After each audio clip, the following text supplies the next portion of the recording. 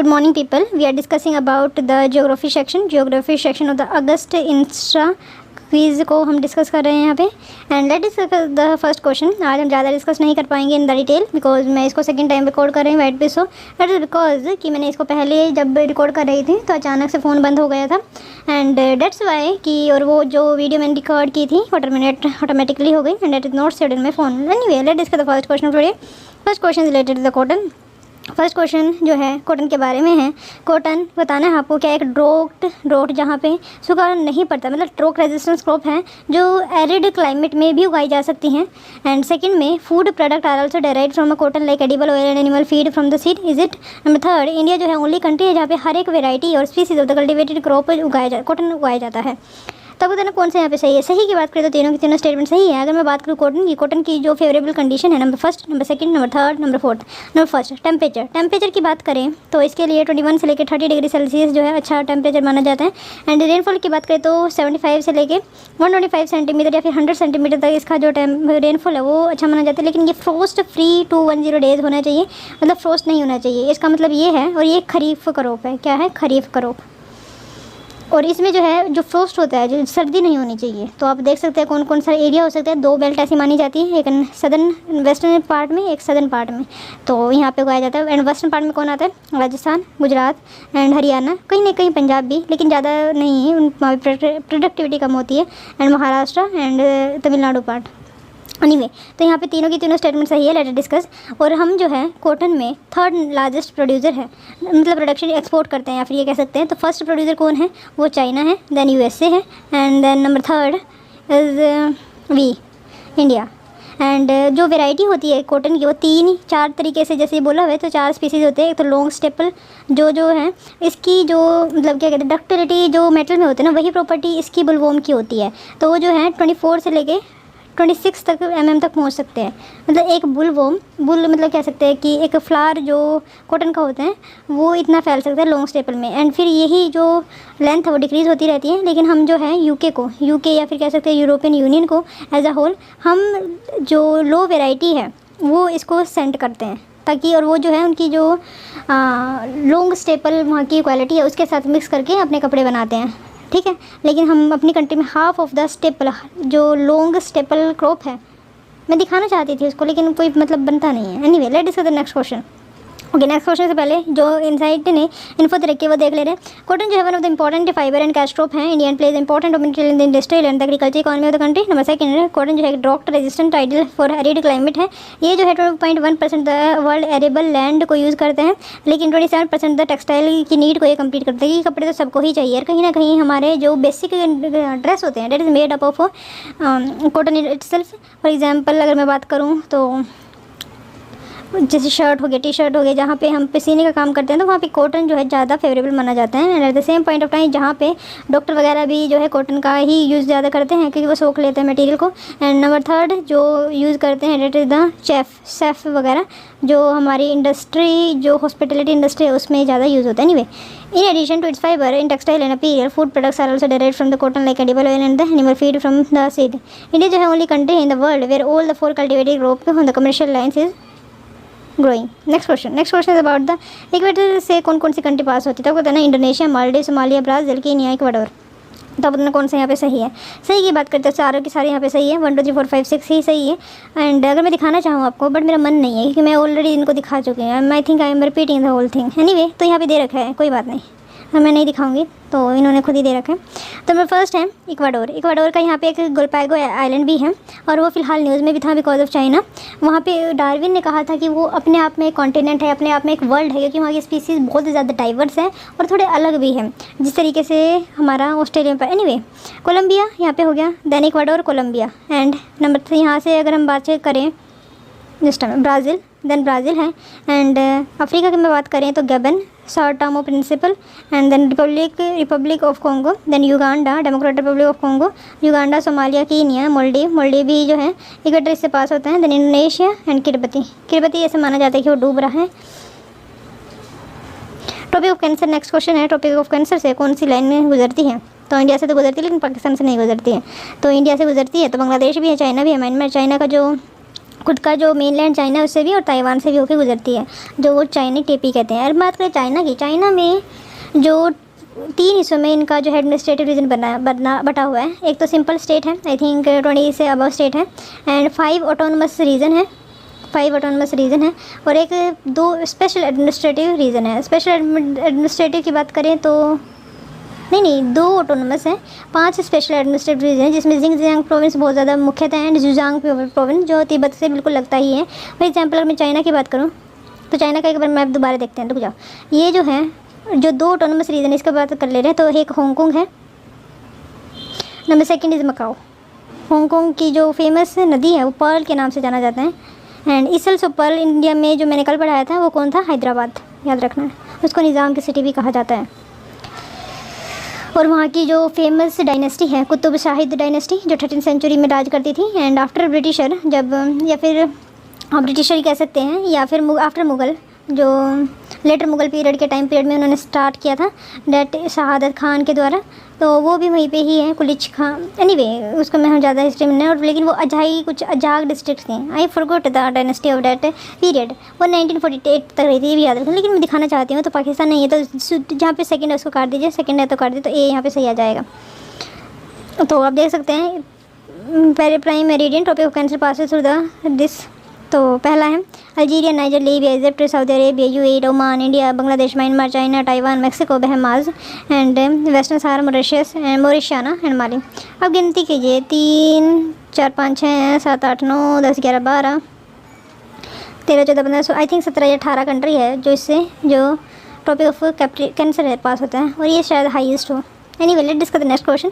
Next question, which of the following soil conservation best suited for the coastal and dry area? Okay, जो coastal area होता है वहाँ पे जो है हमको इसमें से ऐसा कौन सा मेथड है जहाँ पे बेस्ट सूट करते हैं कि जो सॉइल को हम कंजर्व कर पाएँ सॉइल कंजर्वेशन के मेथड में। तो आपको बताना कौन सा यहाँ पे सही है। शेल्टर बेल्ट क्या होता है, शेल्टर बेल्ट में क्या होता है कि हमें पेड़ उगाने पड़ते हैं शेल्टर बेल्ट वे में। बेल्ट वे अगर होगी तो वो विंड से कोस्टल जो भी वेव है उससे बचाएंगी। नंबर फर्स्ट तो ये है क्योंकि ये सॉइल को भी और विंड को भी बचाने का काम करते हैं। नेक्स्ट है टेरेस फार्मिंग। टेरेस फार्मिंग की बात करें तो आपने देखा वो हिल पे जहाँ पे हम टी उगाते हैं तो टेरेस बना दिए जाते हैं इकट्ठा, और इस तरीके से यहाँ पे टी को उगाया जाता है। नंबर 3 है contour barrier. Contour barrier is just nothing, जहाँ पे कोस्टल एरिया होता है वहाँ पे जो बड़े बड़े बोल्डर होते हैं वो रख दिए जाते हैं ताकि जो वाटर है वो जो है लैंड पे ना पहुँच पाए। नंबर 4 है कंटूर प्लॉगिंग। कंटूर प्लॉगिंग भी आपने सुना होगा, ये भी आप कह सकते हैं हमारे हिल पे होता है, लेकिन ये गोल तरीके से होता है, एक मिक्सड टाइप से फार्मिंग यहाँ पे की जाती है। ये बट सिमिलर है टेरेस फार्मिंग से। एनीवे इनका जो आंसर है वो ए है शेल्टर बेल्ट, क्योंकि जितना आप ट्री लगाओगे उतना किसी भी चीज़ के लिए मॉडरेटिंग इफेक्ट देता है ट्री, तो ये अच्छा होता है। किसी में भी आप शेल्टर बेल्ट का एग्जांपल दे सकते हैं। All technique mention about in B and C are use in the hilly terrain. B and C में जो है हिली टेरेन में यूज़ किए जाते हैं। टेरेस फार्मिंग यूज़ की जाती है कट करके फ्लैट स्टेप हिल्स को from to reduce water erosion and make farm cultivable. They are not suited to flat dry where water is not significant in a coastal area. In the coastal and dry region rows of the trees is planted to check the wind movement also and the soil cover also. तो wind को भी ये बचाता है, wind movement को, and soil cover को भी ये प्रिजर्व करके रखता है। They are known as the shelter belt. These are known as the shelter belt. The trees are also yielded valuable. So it means that the trees that we are planted here is somewhat valuable nature. And even जो UP government उन्होंने अपनी एक scheme भी start की है, and Aravalli के आसपास की जो 102 किलोमीटर का एरिया है, then they wanted to plant that area so that the, और ये जो पूरा होल थिंग है मैंने आपको आई थिंक बताया भी था, अफ्रीका से लिया गया है। अफ्रीका में यही एक चीज़ स्टार्ट की गई है, और ये वर्ल्ड इकोनॉमिक फोरम ने रिगार्डिंग 1 ट्रिलियन ट्री का एक उद्देश्य रखा है आई थिंक 2030 तक। ये भी आप इधर याद रखना, but world economic forum important है। तो ये मैंने बता दिया आपको 4th क्वेश्चन के बारे में, एंड मच मोर। ओके, ज़्यादा कुछ था नहीं इसमें बताने का। वैसे next question is about the altitude and latitude. Okay, क्या होता है कि जब हम जाते हैं ऊपर या नीचे तो किस किस चीज़ पे वहाँ का टेम्परेचर या क्लाइमेट जो है डिपेंड करता है। तो पहली बात तो आपको टेम्परेचर और क्लाइमेट में फ़र्क पता होना चाहिए। Climate and weather. वेदर जो है एक स्मॉल स्केल पे फिनोमिना होता है, and it is very recurrent in nature, और सीज़न इसका पार्ट हो जाता है। लेकिन ये टाइम पीरियड का एक एवरेज माना जाता है, 30 साल जनरली लिया जाता है आपके एनसीईआरटी के हिसाब से। एंड ये जो है डिटरमाइन होता है विद वेरियस फैक्टर यहाँ पे इन्वॉल्व होते हैं, लेकिन ये भी वेरियस फैक्टर पे इन्वॉल्व होता है, लेकिन यहाँ पे लोकल फैक्टर ज़्यादा है। ये जो है सीजनल, जैसे हमारी प्लानिटरी विंड है उसका भी रोल आता है, फिर टेम्परेचर का, इंसोलेशन का, एल्टीट्यूड का, लैटिट्यूड का, सबका रोल आता है। तो ये वेदर को एक क्लाइमेट को डिटरमाइन करने के, तो आपको बताना है इनमें से लैटिट्यूड एंड एल्टीट्यूड में, तो वहाँ का अगर आपको क्लाइमेट जानना है तो वहाँ पे कौन कौन सा ऐसा फैक्टर हो सकता है जो इन चीज़ों पे अफेक्ट होता है। तो आपको जानना है, तो पहला है pressure and wind system, second है continental, number third ocean current. तो आपको जानना कौन सा यहाँ पे सही है। सही की बात करें तो तीनों की तीनों स्टेटमेंट सही है। देयर आर 6 मेजर कंट्रोल, तो एक तो लैटिट्यूड है, एक एल्टीट्यूड तो हमने दे ही दिया था। नंबर 3 ये नेक्स्ट दे रहे हैं continentality, ocean current and relief feature, wind system also. Next question is about the peninsula. Peninsula के भी हमने जियोग्राफिकल हिस्ट्री में पढ़ा होगा। तो इनमें से बताना है कि पेनिनसुला क्या था। ये टाइप से ओशियन था जो Palaeozoic to Mesozoic transition phase में आया था, और पैलियोज़ोइक में सबसे पहले ही हमारी टेरिटोरियल लैंड जो है स्टार्ट हुई थी। टेरिटोरियल लैंड और टेरिटोरियल लाइफ से स्टार्ट हुई थी, सॉरी। तो super ocean present in Palaeozoic and Mesozoic transition, तो ये आंसर यहाँ पे सही हो जाएगा। Peninsula is the super ocean contain Palaeozoic to Mesozoic transition. Anyway second question पे चलते हैं कि इसमें कुछ खास बताने का है नहीं। जियोग्राफिकल हिस्ट्री बहुत लंबी है, मैंने बहुत डिटेल में बताया था, बट क्या करें, that is not my in my hand. Anyway, और इसमें कुछ ज़्यादा बताने का है भी नहीं, प्री से यहाँ से क्वेश्चन ज़्यादा बनते भी नहीं है। एंड एक बात मैं यहाँ पे बता दे रही, जो हमारा डेक्कन है, डेक्कन वो जो है प्री कैम्ब्रियन एरिया में ही बना था, pre Cambrian area. Next question about the consider following statement regarding the igneous rock. आपने इग्निशियस रॉक की साइकिल पढ़ी होगी। पहले हमारा इग्निशियस रॉक बनता है, देन उसके ऊपर लेयर चढ़ती है तो सेडिमेंट्री रॉक, एंड सेडिमेंट से बना हुआ आता है। देन मेटामॉर्फिक, जब इस पर हम टेम्परेचर एंड प्रेशर अप्लाई करते हैं तो अगेन इग्निशियस रॉक बन जाती है। एंड ये सब चीज़ होते हैं, एक तो लिथिफिकेशन होता है। Number first activity that is taken place lithification, then compaction and then compensation.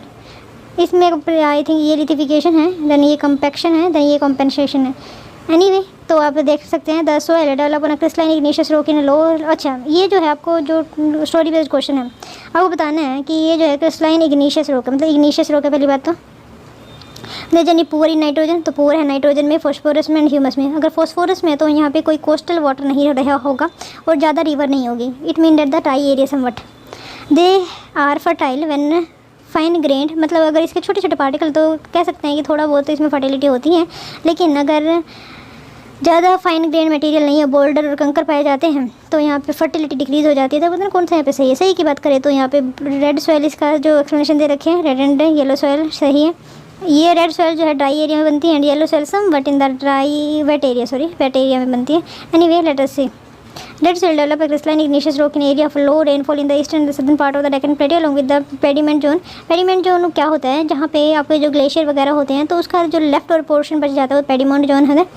आपने जिसलिए में पढ़ा होगा। Long stretches of the area is occupied by the red loamy soil। Yellow and red soil are found in the parts of the Odisha and Chhattisgarh and part of southern part of the middle Ganga plain. The soil develop a reddish color due to a wide diffusion of iron crystalline and metamorphic rock। it looks yellow when it cover is a hydrated form। Okay, जब ये hydrated form में होता है it looks in yellow in color। the fine grained red and yellow soil are normally fertile, whereas the coarse grained soil found in a dry upland area is poor in fertility। they are generally poor in the nitrogen, phosphorus and humus। next question is about the troposphere। Atmosphere का सुना ही होगा। Atmosphere जो है इसमें 78% जो है nitrogen होते हैं, आई थिंक 20% अप्रोक्स ऑक्सीजन होता है, 21 कह सकते हैं। एंड फिर आपका आर्गन आता है, एंड फिर आपको CO2 आता है। तो ये हमारा कंपोजिशन है। CO2 का याद रखना 4th नंबर पे आता है। एंड इट्स ऑल अबाउट, तो ये तो हमारा कंपोजिशन हो। ये फैला किस तरीके, 90% ऑफ द ऑल जो एयर होती है वो 90% ट्रोपोस्फेयर में पाई जाती है। और ट्रोपोस्फेयर में जब हम आगे चलते हैं टेम्परेचर तो कम होता रहता है लैप्स रेट के हिसाब से। 6.5 पर मीटर स्क्वायर, ये आपने एक बार डाटा याद रखना कि एक हार में 6.5 मीटर इसका कम होता है। देन फिर आपका आता है स्ट्रेटोस्फेयर। स्ट्रेटोस्फेयर में again temperature increase because of the UV activity, and जितने भी जेट होते हैं वो इसी जोन में चलते हैं, lower part of it. And military में तो कह सकते हैं वो जोन के से ही पार होते हुए चलते हैं। नेक्स्ट क्वेश्चन, नेक्स्ट जो जोन है डेट इज अगेन जो यहाँ पे लोवेस्ट टेम्परेचर पाया जाता है जितना भी, देन फिर आगे टेम्परेचर बढ़ता चला जाता है because of the ionosphere and exosphere that is found there. तो ये मैंने थोड़ा थोड़ा बता दिया। Anyway, red soil develop a crystalline igneous rock in low rainfall in the eastern and the southern part of the Deccan Plateau along with the pediment zone of the। Next question, troposphere and stratosphere के बीच में वो मैं बता चुकी थी क्या difference है। Jet stream fly in stratosphere not in troposphere. Yes, ये राइट है। Stratosphere is the layer with auras, not troposphere. Date is not correct, क्योंकि ट्रोपोस्फेयर के बिल्कुल ही ट्रोपोपोज पे ही ये सब चीज़ें होती हैं। मैं बता दूँ एक बार ट्रोपोपोज कहाँ पे होता है। ट्रोपोपोज जो है इक्वेटर पे लाई करते हैं 18 किलोमीटर सॉरी, एंड एवरेज है 13 किलोमीटर। एंड पोल पे लाई करते हैं अप्रोक्स 8 किलोमीटर। क्यों करते हैं, क्योंकि यहाँ पे जो है हाई प्रेशर रीजन होते हैं, जो एयर है वो जो है डाइवर्ज होती है एंड ज़्यादा ऊपर नहीं उठ पाती है एयर, तो इस वजह से भी ये जो है इफेक्ट होता है। और जो यहाँ पे गर्म एयर होती है इक्वेटर के पास तो ज़्यादा ऊपर तक पहुँच पाती है, तो 18 किलोमीटर की जो है मैक्सिमम हाइट है, एंड एवरेज जो है 13 आ जाएगा। एंड 18 ट्रोपोस्फेयर के बारे में बताइए, most of the weather pattern जो है in the troposphere not in stratosphere. ये सही है, क्योंकि जो भी पैटर्न हमारे दिखाई देते हैं तो वो जो है ट्रोपोस्फेयर में होते हैं, ना कि स्ट्रेटोस्फेयर में। Yes, that is also right. तो first and third is the correct answer. Many jet aircraft fly in the stratosphere because it is very stable. Auroras are the result of the disturbance in the magnetosphere caused by the solar wind. These particles mainly consist करते हैं जैसे electron and proton, precipitate into the upper atmosphere. And troposphere is the lowest layer of the Earth's surface, and it is very nearly all weather conditions take place. Next question is about the which of the following atmosphere of the earth is correct. Okay, atmosphere की ही बात है, मैंने composition बता चुकी हूँ। तो atmosphere का मैं दोबारा बता दे रही हूँ। 78% जो है आपकी नाइट्रोजन है, 21% जो है ऑक्सीजन है, देन जो बची हैं आर्गन है आई थिंक 0.003, एंड उसी के साथ उतना ही कंसिस्ट होता है CO2 ऑल्सो, तो इतना पता होना चाहिए। नेक्स्ट है, तो in stratosphere temperature increase with altitude, ये भी मैं बता चुकी है। ग्राफ इस तरीके से बनता है, जैसे ये ट्रोपोस्फेयर, ये स्ट्रेटोस्फेयर है, मेसोस्फेयर है, then ionosphere and then exosphere.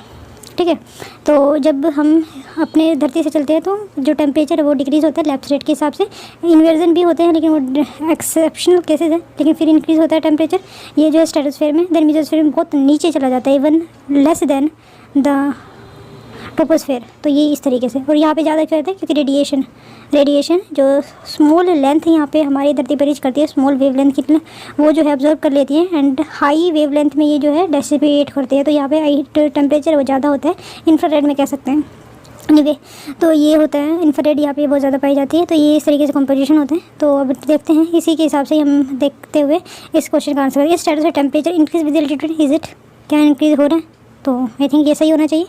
Number second, in mesosphere जो टेम्परेचर डिक्रीज विद एल्टीट्यूड, क्या हो रहा है? यस, ये भी सही है।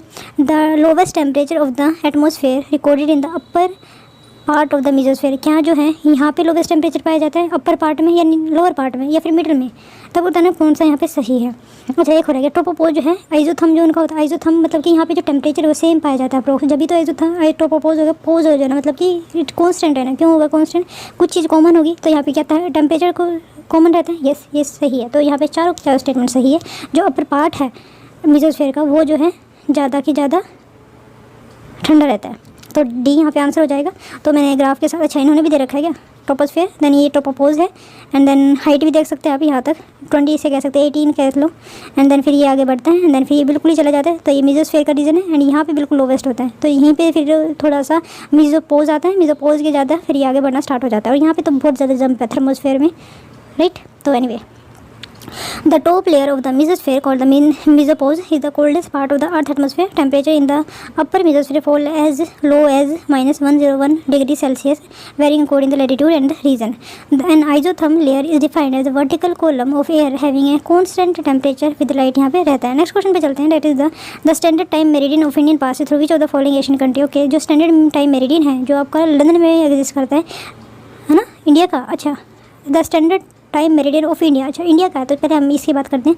तो ये जो है फ्रांस से होते हुए Norwegian sea, north sea, and then ये अंगोला, अल्जीरिया, जैसे माली कंट्री से भी पास करते हैं। आपसे ये क्वेश्चन पूछा जाए कौन को ऐसी कंट्री है जहाँ से tropic of Capricorn, tropic of Cancer and prime meridian कहाँ पे जो कॉमन पॉइंट मिलता है, तो ये आपको पता होना चाहिए। आप मैप में इसका प्रैक्टिस करना तो कोशिश कीजिएगा। तो एशियन में हो गया, standard of time meridian of India pass through which of the following Asian country.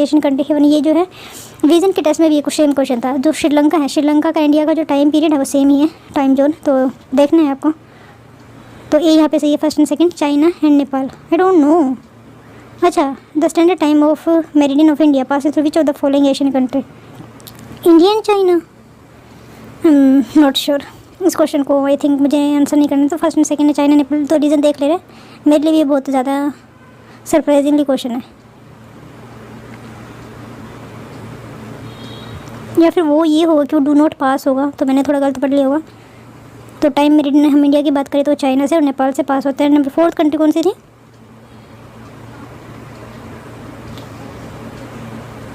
Fourth is Bangladesh, Bangladesh से भी पास नहीं होता है। रियली सॉरी, पर इन्होंने बताया नहीं, वैसे इन्होंने पूरा का पूरा मैप दे दिया तो बताने की क्या ज़रूरत है। तो आंसर यहाँ पे चाइना है एंड नेपाल है, China and Nepal. Okay, next question, which of the following weathering of rock. Okay, weathering किस तरीके से हो सकती है? वेदरिंग दो तरीके से हो सकती है, इसके 5 तरीके हो सकते हैं, आई एम रियली सॉरी। एक तो glacier, ground water and wind action, gravity and और भी तो थे। तो एनीवे, तो वेदरिंग ऑफ रॉक्स अगर मैं दिखाना चाहूँ आपको, जीसी लियोंग में ही हम चलते हैं। ओके, ये आपको with waging and mass movement and ground water का चैप्टर है, जीसी लियोंग से हम पढ़ रहे हैं। The earth crust constant internal force and external force का जो है बैलेंस करना होता है। इंटरनल फोर्स क्या करता है कि जो भी अंदर धरती के कुछ मटेरियल पाया जाता है उसको बाहर फेंकना, और जो भी टेम्परेचर की वजह से जो भी उसमें वहाँ पे डिफरेंसेस आते हैं।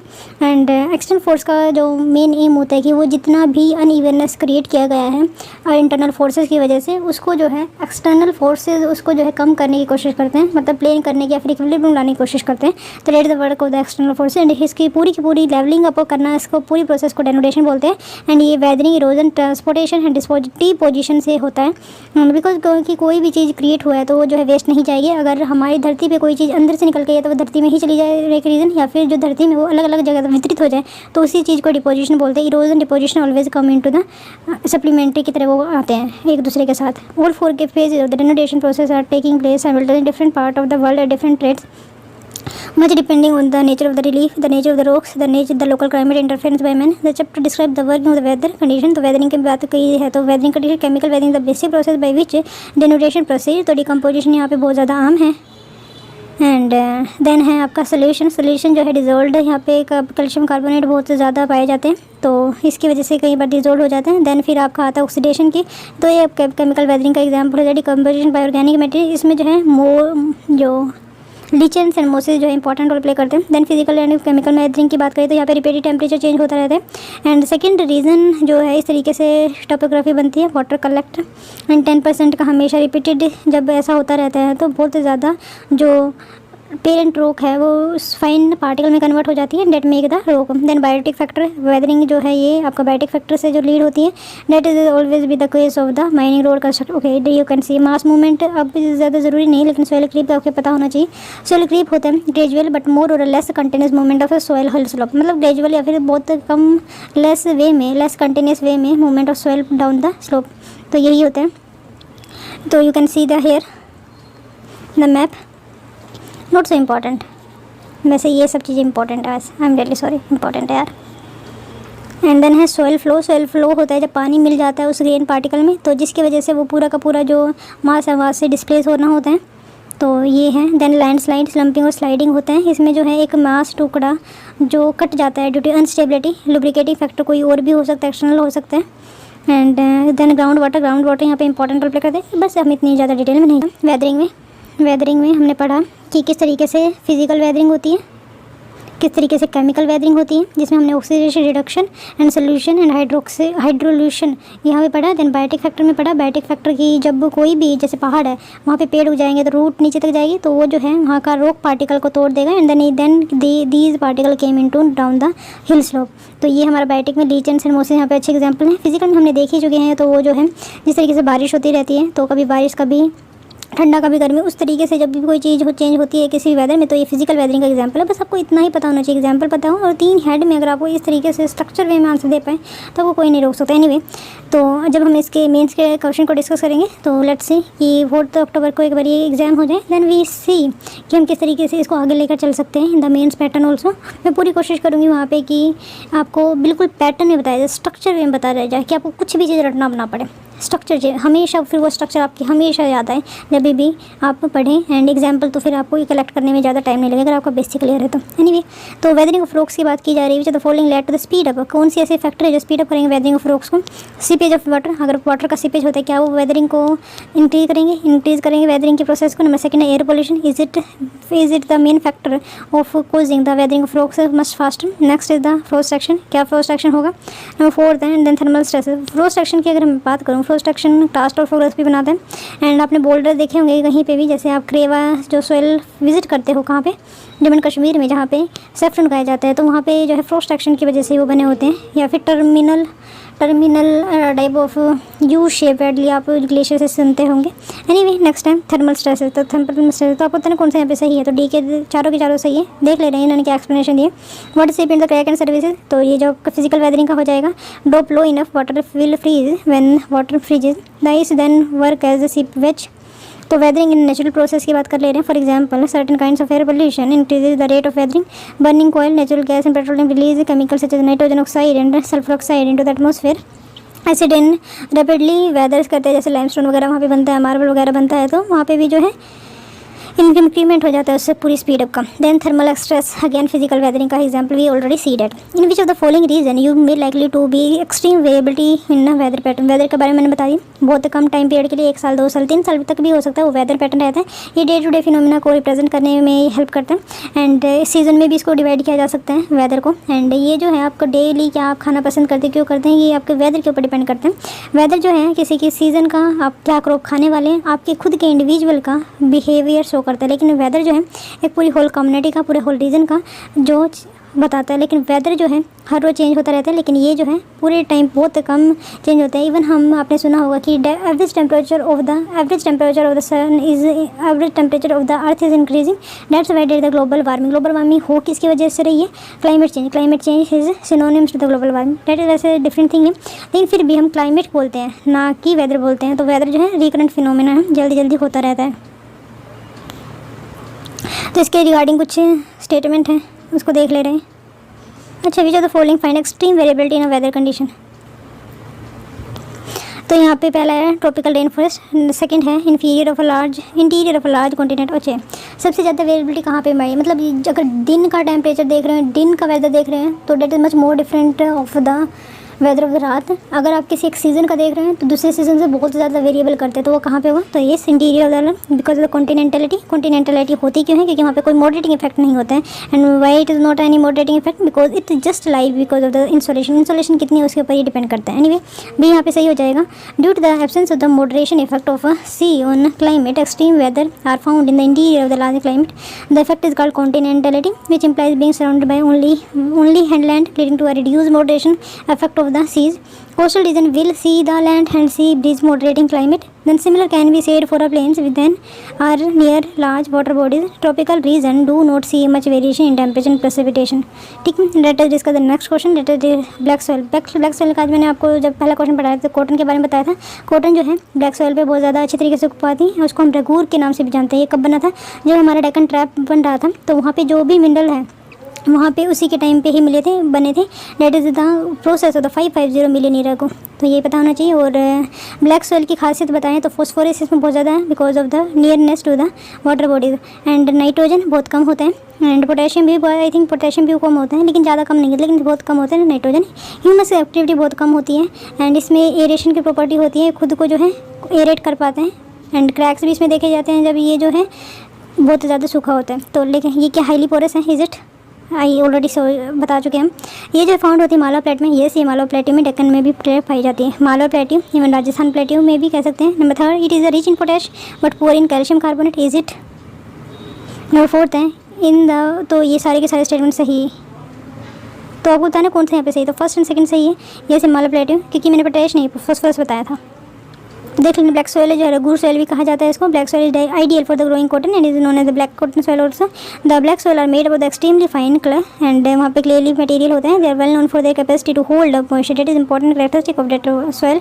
दे develop deep crack during hot weather which can help in the proper aeration of the soil. They are rich in soil nutrients such as calcium carbonate, magnesium, potassium and lime. These soil are generally poor in phosphoric content.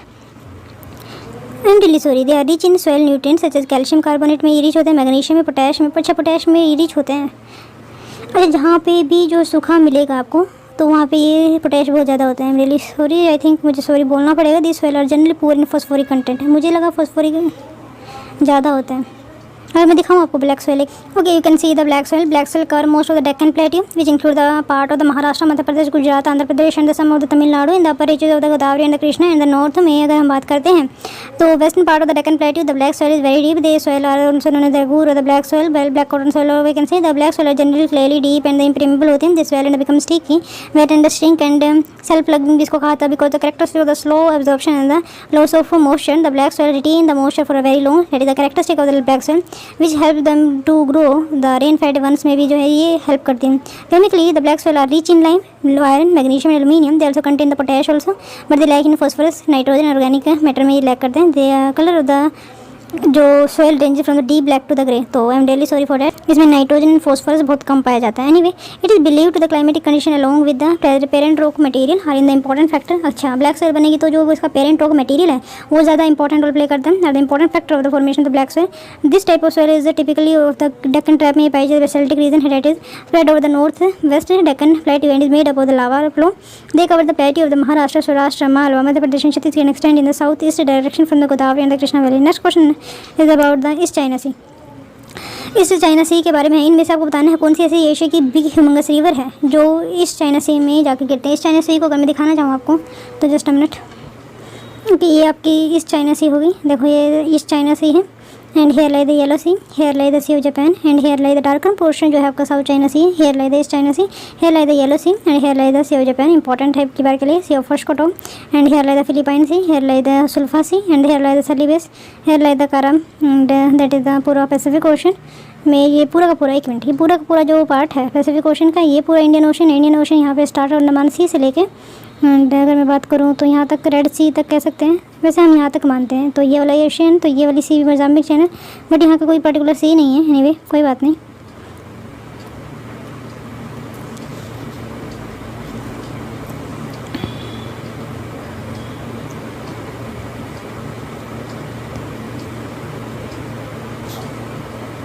तो बताना इनमें से कौन सी ऐसी सी है जो east China सी में जाके गिरती है। तो यांगसे ये जो थर्ड लार्जेस्ट रिवर है पूरे वर्ल्ड की।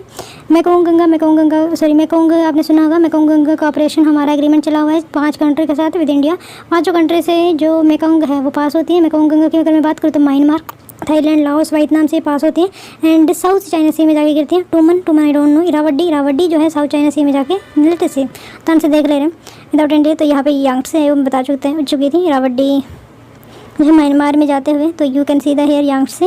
ये सारी की सारी इंपॉर्टेंट रिवर है फिलहाल, इस तरीके से जाती है और ये साउथ चाइना सी में यहाँ पे जिंगजियांग से होते हुए गिर जाती है।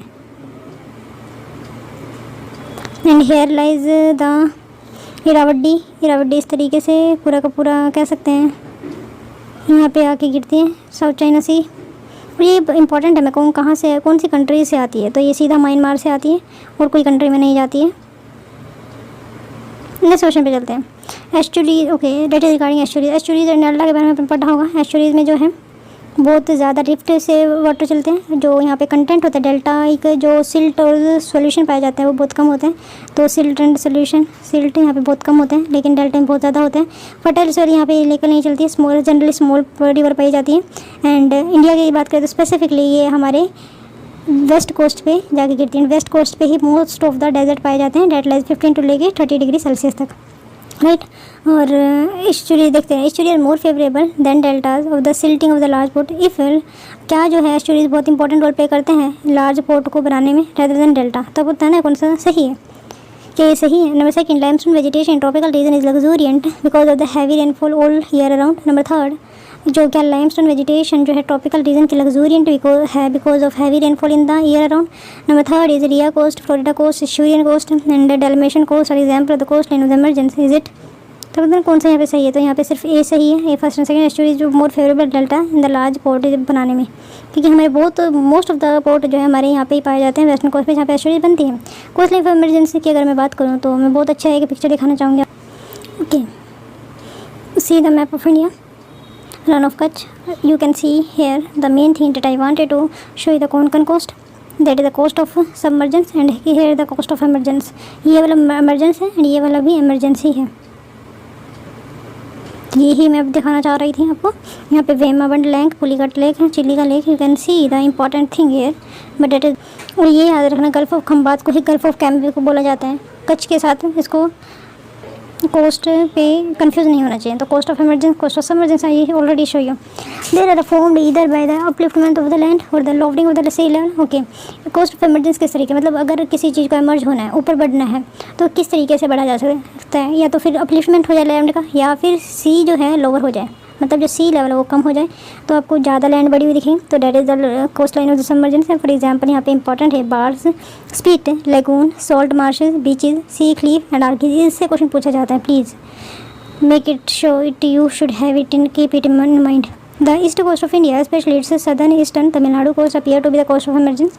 The western coast of India, on the other hand, is both emergent और submergent दोनों ही है। तो दो मैं दिखाई चुकी हूँ, ऊपर का सबमर्जेंट है, नीचे का इमरजेंट है, जहाँ पे एस्चुरीज भी बहुत ज़्यादा पाई जाती है, and because of that only natural harbour port वहाँ पे बहुत ज़्यादा पाए जाते हैं। The northern portion of the coast is the result of the faulting and the southern portion that is the Kerala is the example of the emergent coast. तो example का Kerala coast जो है इमरजेंट कोस्ट का एग्जांपल है हमारे western coast में ही। Then coast line of submergence की अगर हम बात करें तो submerged coast is produce either by the subsidence of the coast. मैं अगेन बता चुकी, या तो जो लैंड है वो सबसाइड हो जाए या सी लेवल इंक्रीज हो जाए। इवन जो द्वारका सिटी ऐसा माना जाता है वो जो है पानी में धंस चुके हैं। पानी में धंस चुकने का मतलब ये है कि that is not exist at all, it is under water, that is because of the coast line of the submergence only.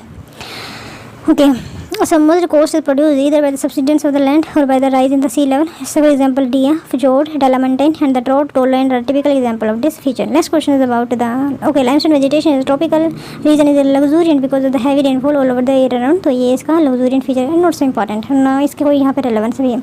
Next question is the mountain and places कहाँ पे पाए जाते हैं। तो माउंटेन किलिमंजारो कहाँ पे, अफ्रीका में लाई करते हैं। किलिमंजारो अगर आपने सुना हो थोड़ा बहुत भी, लाई कहाँ करते हैं। नेक्स्ट है माउंट अकानगुआ, साउथ अमेरिका में, इज इट राइट। तो माउंट सिनाबंग, इंडोनेशिया, अगर ये न्यूज़ में था, देखते हैं। एंड द माउंट पकाटो, क्या फिलीपाइन में लाई करते हैं, तो आपको पता होना चाहिए। माउंट किलिमंजारो तंजानिया में लाई करते हैं, तो यहाँ बी आंसर हो जाएगा। तो आई डोंट नो कि यहाँ पे कौन सा सही है, बी का एक बार देख ले रहे हैं। डेट्स नॉट द इम्पॉर्टेंट कि आपको आंसर पता हो। B first, third and fourth, तो फोर्थ यहाँ पे गलत है, बाकी सही है। तो बी यहाँ पे सही है। तो इंडोनेशिया में सिबांग वोल्केनो इरप्टेड रिसेंटली, तो इस वजह से न्यूज़ में था, शायद इस वजह से ही पूछा गया। The volcano become active in 2010 erupting 5 after nearly 400 year of inactivity, मतलब ये जो है अभी एक्टिव हुआ है। Indonesia home to many volcano, even 130 active volcano जो है इंडोनेशिया में पाए जाते हैं। इट इज़ वेरी, ये जो है एशिया पैसिफिक जोन में के एरिया में पड़ते हैं because of the ring of fire और सर्कम पैसिफिक बेल्ट भी कह सकते हैं, which is an area along with the Pacific ocean character by the active volcano frequent earthquake यहाँ पे आते रहते हैं। The ring of fire about to 75% of the world volcano and about 90% of its earthquake. Mount Kilimanjaro is dominant to Tanzania, I already told you, and it is the highest peak in Africa. And Mount Pokatu जो है Chinese एक volcanic mountain है, date erupted 101, मतलब ये जो है 1000 पहले erupt हुआ था, last erupted over 1000 year ago. Situated the border between the democratic Republic of the Congo and China, नहीं डेमोक्रेटिक पीपल्स कोरिया और चाइना के बीच में है, लेकिन डेमोक्रेटिक वाला कौन सा है सबको पता ही होना चाहिए। एट अ हाइट ऑफ 9000, चलो एक बार हम चाइना को ओके, ये येलो सी है, मैं ऑलरेडी दिखा चुके हैं। देन ये है Sea of Japan, here lies the Sea of Okhotsk. Okay, then है माउंट अकानगुआ, ये जो है अर्जेंटीना में, साउथ अमेरिका की आफ्टर एशिया ये हाईएस्ट पीक है, मतलब ये सेकंड हाईएस्ट पीक कह सकते हैं। It is the highest peak of the Andes mountain in Argentina. The mountain is the one of the so called the 7 summit of the 7 continent, मतलब ये जो है यहाँ पे 7 समिट ऑफ द 7 कॉन्टिनेंट कहा जाता है। It is the highest peak of the Andes mountain in Argentina, south America. The mountain one of the so called the 7 summit of the 7th ocean जो है कहा जाता है इनको। आई डोंट नो कि इस तरीके से, जैसे किलिमंजारो है अफ्रीका की, इंपॉर्टेंट है प्लीज़। देन विसन मासिव है बट अंटार्कटिका का। एंड देन अकानगुआ है साउथ अमेरिका की, ये किलिमंजारो है अफ्रीका में। And here lies the Mount Everest सबसे ऊंचा है। And here lies the Elbrus Europe का। And here lies the McKinley North America का, आई थिंक हवाई आइलैंड में पड़ता है। एंड देन ये है आपका ओशियानिया का क्रास्टेंज। तो आपसे ये अगर मैं पूछूँ सबसे हाईएस्ट किसकी है, तो ये अफ्रीका की, सॉरी एक मिनट, एवरेस्ट है। तो एवरेस्ट की है 8848। इससे कम की मैं बात करूँ 6000 में है, that is the Aconcagua South America में। यही जो इसकी हम बात करें, नंबर 3 के बाद किलिमंजारो थर्ड हाईएस्ट है। नंबर 4 में यूरोप का 5642, यूरोप में एल्ब्रस है। एंड एक थोड़ी सी मिस्टेक यहाँ पे ये हो गई है, 3rd पे जो है नॉर्थ अमेरिका में, 4th पे अफ्रीका में, नंबर 5th पे एल्ब्रस है। नंबर 6 की अगर मैं बात करूँ तो it goes to my favourite, it is the Vinson massif sorry. And then है ओशियानिया क्लास में, मैं दोबारा बता दे रही हूँ क्योंकि मुझे भी थोड़ा समझ में। माउंट एवरेस्ट फर्स्ट है, नंबर सेकंड की अगर मैं बात करूँ तो ये जो हम बात कर रहे थे अकानगुआ अर्जेंटीना में। नंबर थर्ड है नॉर्थ अमेरिका का किनले। नंबर फोर्थ है किलिमंजारो। नंबर फिफ्थ है यूरोप। नंबर सिक्स है that is the Vinson massif and then last है ओशिनिया की highest height. Next question is about the magma. Eruption किस तरीके से होता है आपको पता होगा कि जिस तरीके से मान लीजिए ये अर्थ है, अर्थ में जो एक्टिविटी होती है, एक्टिविटी किसकी वजह से होती है? एक तो रेडियो एक्टिविटी रीज़न हो सकता है, या हीट जब फॉर्मेशन ऑफ हीट जो लेफ्ट आउट हीट होती है, या फिर एनोट्रोपी की वजह से जो हीट रिलीज होती है तो उसकी वे में जो एनर्जी का वहाँ पे ट्रांसफर होता रहता है। तो it is the reason behind the volcano to erupt and forces तो जो इसमें हेल्प करता है that is the tectonic force जब ये चलता है। एंड ये मैग्मा जो हमारा अर्थ का ये हमारा क्रस्ट है, नहीं सॉरी ये कोर है, ये मेंटल है, ये क्रस्ट है। तो ये मैग्मा से जो है मेंटल से अपना मैग्मा लेता है, जो सेमी मोल्टन और द हेयर जो आउटर कोर है वहाँ से भी अपना मैग्मा कई बार ले लेता है एंड वही वोल्केनो के रूप में बाहर आता है। तो बाहर आ गया तो दो तरीके से होते हैं वोल्केनो जब बाहर आता है। तो एक वोल्ट होता है, वोल्ट जब थोड़ा सा होता है तो इसको हम शिल्ड वोल्केनो भी बोलते हैं। एंड जब ये बहुत बड़ा हो जाता है तो एक कैल्डेरा बन जाता है, जब पानी यहाँ पे इकट्ठा हो जाता है। सबसे अच्छे एग्जांपल है नॉर्थ अमेरिका में।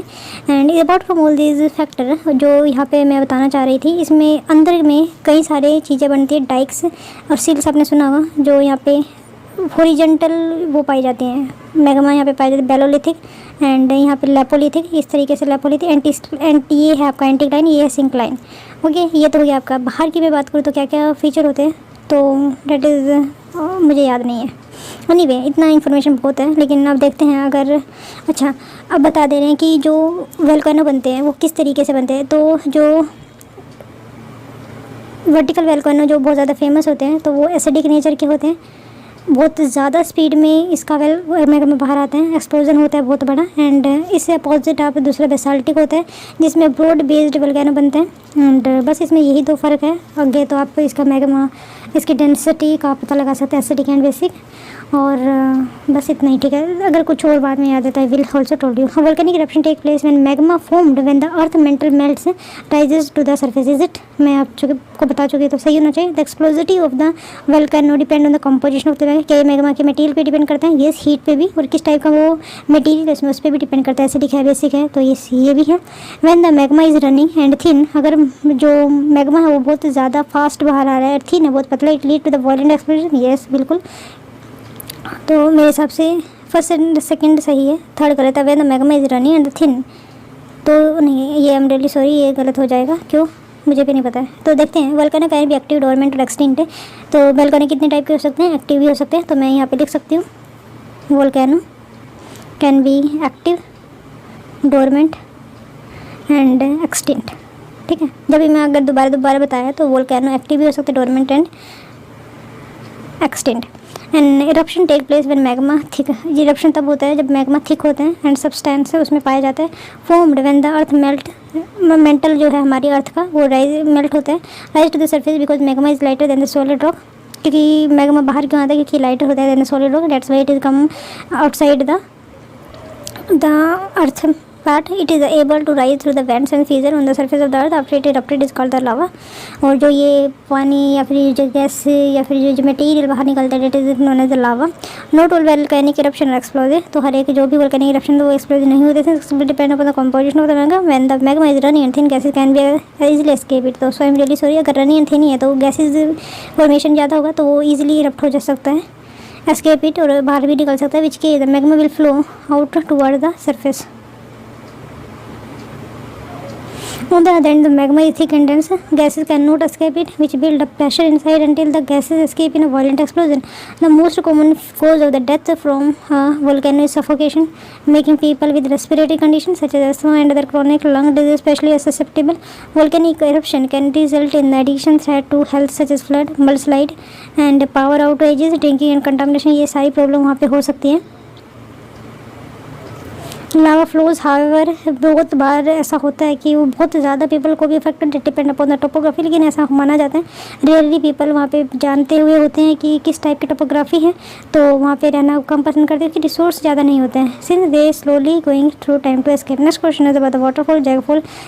ओके, वाटरफॉल होता है क्या? जैसे जो रिवर है, रिवर का झरना जब ये बहता है तो ये एक फॉल बनाता है, वो बहुत ज़्यादा खूबसूरत लगता है, तो वही फॉल है। तो जोग फॉल को जरपोसा फॉल भी कहा जाता है। ये श्रावती रिवर पे लाई करता है जो कर्नाटक में पड़ती है। श्रावती का सिग्निफिकेंस आपने चंद्रगुप्त मौर्य के टाइम पीरियड में सुना होगा, जहाँ पे वो बरगम सेल बेलगवा गाँव में जाते हैं एंड पूजा करते हैं, एंड उन्होंने अपना जैनिज़्म वहाँ पे अपनाया था। आई थिंक बलभद्र वहाँ पे गए थे उनके साथ, बलभद्रा वो एक दिगंबर थे। तो चलिए, तो मैं छोड़ते हैं पल। देन है बेयर हिपानी फॉल, क्या ये मेघालय में लाई करते हैं। दान थैलियापार फॉल एंड नो खालियाल फॉल, ये अभी न्यूज़ में भी था। आई थिंक ये उड़ीसा में नहीं लाई करते, तो मुझे सिर्फ एक ही बात है, ये इंपॉर्टेंट फॉल पता होना चाहिए। तो ये यहाँ पे सही है फर्स्ट एंड थर्ड।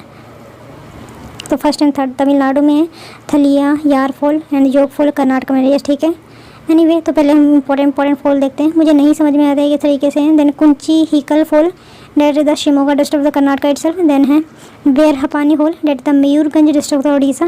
देन है Nohkalikai fall, that is the Meghalaya East Khasi hill, ये बहुत ज़्यादा न्यूज़ में भी था, तो आपको पता वैसे भी होना चाहिए। नोशिंगथ्यांग फॉल ऑफ द नौस्वामी, ईस्ट खासी जो मेघालय में पड़ते हैं। देन है दूध सागर फॉल, दूध सागर कर्नाटक एंड गोवा के बीच में पड़ते हैं। Then Kynrem fall, that is the East Khasi hill district Meghalaya में पड़ता है। Meenmutty fall, that is lie to the Wayanad district of the Kerala में पड़ते हैं।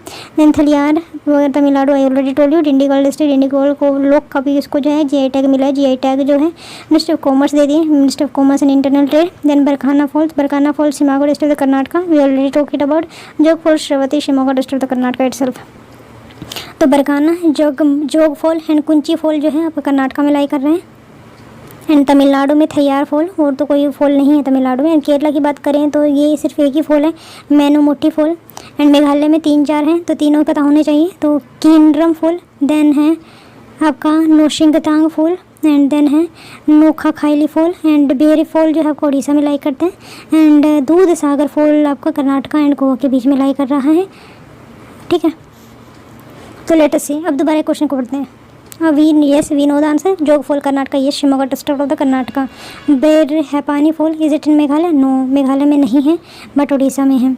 देन थलियाई फॉल, ये तमिलनाडु, ठीक है। नोखाली फॉल मेघालय में है। बेसिकली फॉल की अगर हम बात करें, तमिलनाडु है, उड़ीसा है, एक ही है वैसे भी। केरला में भी है मोनीमोटी, एंड ज़्यादातर मेघालय में है, एंड कर्नाटक में। 2 ही जगह ज़्यादातर फॉल पाए जा रहे हैं, जो बहुत सारे की बात कर रहे हैं, ये सिर्फ इसी के नहीं। मैंने बता दी कैसे बनते हैं, क्या दोबारा देखना चाहेंगे? Then Kunchikal fall Karnataka, Bareh fall Orissa. आप याद कैसे रखोगे? उड़ीसा को OB BO, या फिर RO करके याद रख दिए, R को B बना दीजिए। Then Nohkalikai fall Meghalaya, NM। Again Nohsngithiang fall, then again Meghalaya. Then Dudhsagar, that is the Goa and Karnataka. Kynrem fall, that is the Meghalaya itself. Meenmutty Kerala, Thalaiyar Tamil Nadu. I hope कि आप ये याद रख पाएंगे। Then Barkana and Jog fall is in the Karnataka region. Next question is about the in the term of the longitude position. Longitude position कल भी हमने question ऐसे डिस्कस किया। तो विच of the following is far away from the standard meridian. तो standard meridian जो हमारी इलाहाबाद से होकर गुजरता है, Naini district of the UP of the Allahabad. तो ये कहाँ, वो सबसे दूर इनमें से कौन सा? Lucknow is it, then Kanpur, then Nagpur, and then Bengaluru. I think Bengaluru होना चाहिए, क्योंकि ये बहुत ज़्यादा पास है दिल्ली के। जो इंपॉर्टेंट सिटी है आपको ना रट्टी हुई होनी चाहिए, कहाँ कौन से किसके सामने लाई करते हैं। दिल्ली एंड बेंगलुरु का जो स्पेस है वो बहुत कम है longitudinally, and you can see here. Next question is about the northern light. Yes, it is the favorite topic of me. and the northern light किस बनता है कैसे, तो मैं पूरा एक बार एक्सप्लेनेशन बता रही हूँ।